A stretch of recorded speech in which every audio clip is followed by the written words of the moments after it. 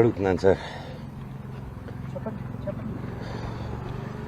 CM Revanth Reddy గారిని, బట్టి విక్రమార్క గారిని,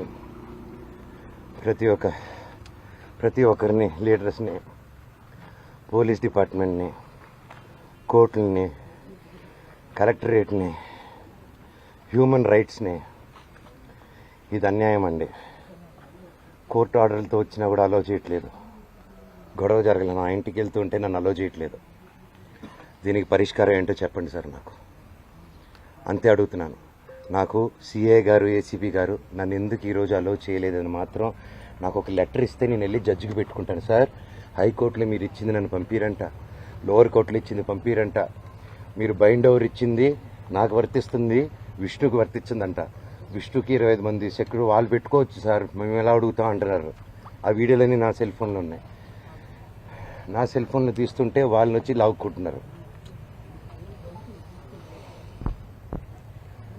ఇప్పుడు ఆస్తి గొడవలు కాదంటున్నారు కదా మన గారు, అసలు ఏంది దేనికి నా తల్లి మీద నా పిల్లల మీద ప్రమాణం చేసి చెప్తున్నాను. ఏ రోజు నేను ఆస్తి అడగలేదు, నా భార్య కూడా ఆస్తి అడగలేదు. మా రెండు పక్కల ఆస్తి గురించి మేము ఏ రోజు సంభాషణ తీయలేదు.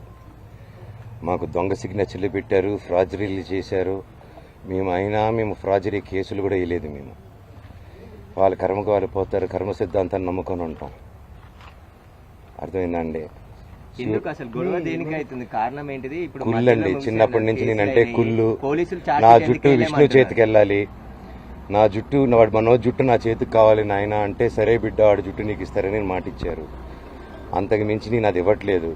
క్యాంపస్ అడిగాను, చేసే మనీ స్విండలింగ్ గురించి అడిగాను, ఆ డబ్బు విష్ణు చేసే దొంగతనాల గురించి అడిగాను, పిల్లల దగ్గర దోచుకునే దాని గురించి అడిగాను, లోకల్ ప్రజలను దోచుకునేది అడిగాను, ప్రూఫ్లు హ్యాండ్ ఓవర్ చేశాను. అన్నీ చేస్తున్నాను సార్. దయచేసి నన్ను ఎందుకు మాట్లాడే స్కోప్ ఇవ్వట్లేదు, కోర్టు ఆర్డర్ ఉన్నా నన్ను ఎందుకు అలో చేయట్లేదు అక్కడ అడగండి. సారీ, మళ్ళీ అంటున్నారు. ఎందుకు వేయలేదంటారు? ఇన్ని రోజులు అయిపోయింది కదా. ఆన్ గోయింగ్ ఇష్యూస్ మీకు తెలిసింది.